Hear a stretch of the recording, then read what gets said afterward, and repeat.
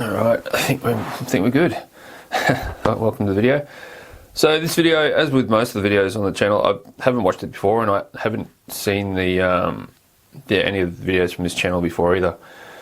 But flicking through the thumbnail sort of grabbed my attention, the title grabbed my attention, and the title of it is Warm and Cozy Teepee Shelter Build Inside Fireplace and Sleeps 3. As soon as I hear inside fireplace, just jump straight into this video and see what we're dealing with. Alright, a lot of moss on the ground. I love those forests. Okay, he's in a bit of a different location there. Looks like it's raining. More open. It's the old boral. I don't know, I've got one with a yellow handle on it, but I don't use it much anymore. I used it a lot when I first got it.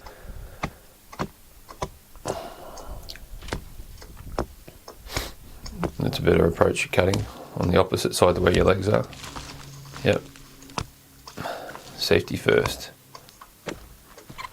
Alright. Well, looking in that background, it looks like that's where he went to collect his stuff. Because, yeah, he's back up here in this forest.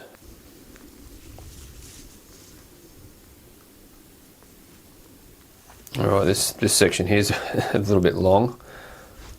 Yeah, when I first started, I'd do long clips like this, and it's good educational stuff for people just starting out, but now I just don't do it. I'll show a little bit of it and just cut to the chase,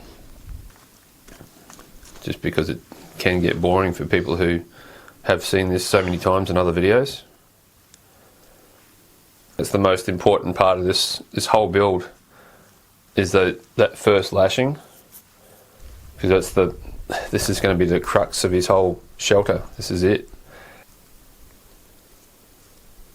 What he could have done, or what I would have done, was get a bit of cordage, attach it to a stake, drive it into the ground, and then just hold it at a certain point and draw a radius around so you know exactly how big you want your shelter to be.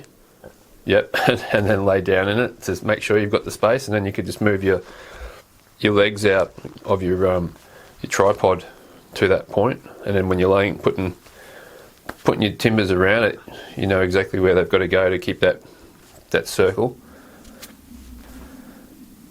And I also want to rake all that stuff off the ground. Man, I'll never get tired of looking at that forest, so just something about it, all those straight trees, and looking through it, and when they get snow on them, they just look like magic. The first shelter I built on my Bushcraft channel, it was based off a teepee, and it had that sort of shape at the top, but I had walls coming up about not quite a yard high, and then I had a teepee on top of that. When you're laying inside and you're looking up at all that timber work, it just looks cool. And I wanted that opening in the top, and I wanted a central fireplace. So the top of mine looked very much like this. I didn't put a cord around like he did. I just got it all sort of wedged in place, and then I made a bit of a ladder up so I could get up the top, and I just lashed the whole thing together. Then I had to lash it off on the walls as well, because it wasn't going down to the ground, it was just sitting on top of walls, so it had to be lashed off there. So it was a lot of cordage used.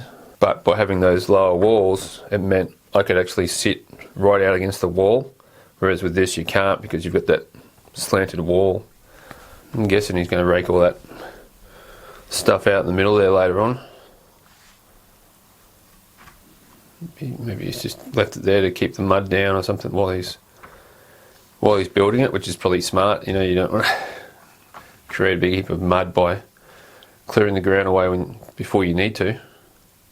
Yeah, see, with my fireplace, which is going back to the first shelter I built on my channel, it was in the centre like this.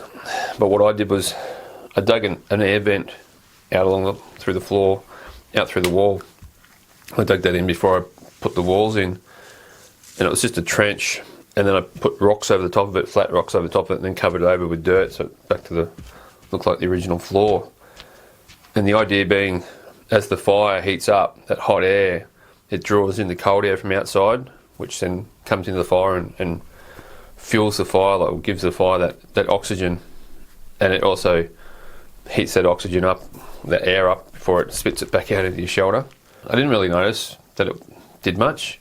Like I tried lighting a match and then blowing it out and holding it outside the shelter by that air vent to see if the smoke would get drawn in, but it wasn't really noticeable that it did.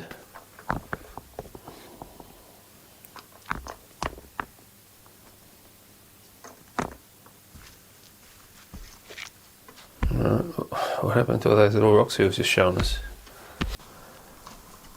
That's a big chunk of a rock. Hopefully it doesn't develop a big crack through it as you're cooking on it, but that looks pretty cool. Good score to find that. Okay.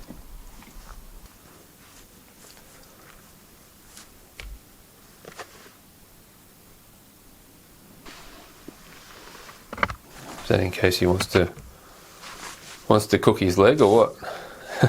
I just want to chop my leg off. I want to make sure it fits on my fire.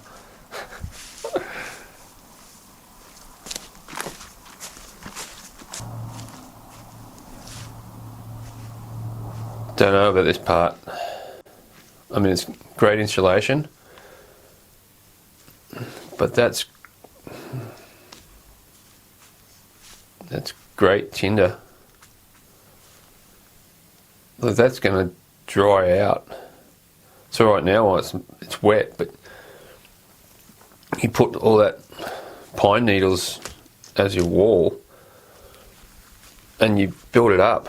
Or maybe it's just going to go around the base, but even around the base of it, it's going to heat up inside the shelter when you get the fire going. And it's going to dry everything on the inside, and then you get a spark going to that. Yeah, not too sure about that one.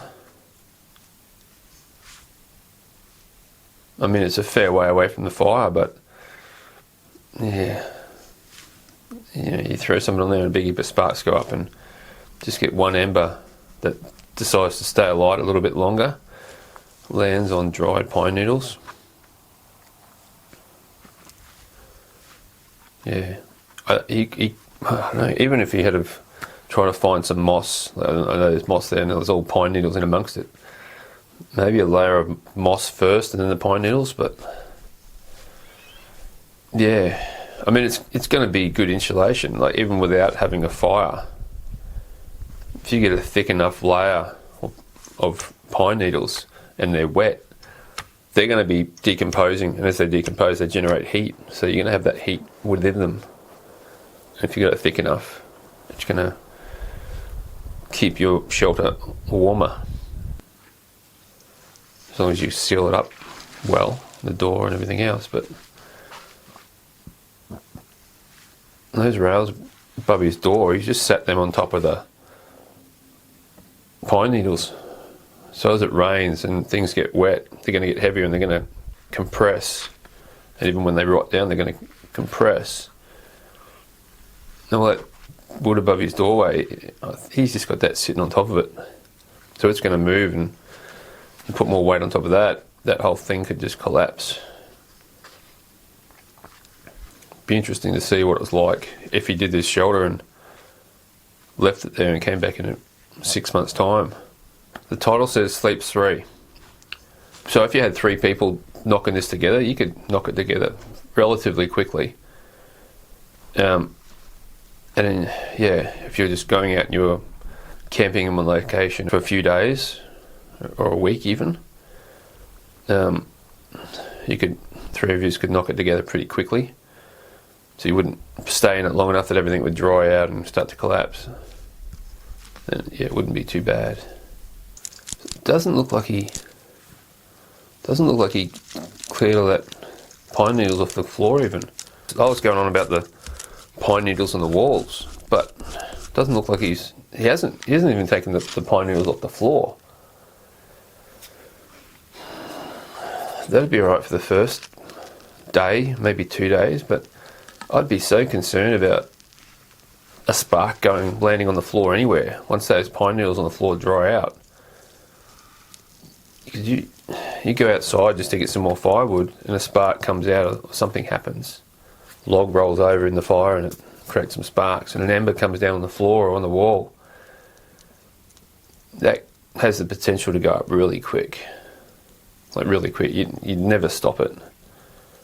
You just have this massive big fireball, which was your shelter. Hopefully you're out of it and all your gear's out of it. But yeah, look, you got all those pine needles right there.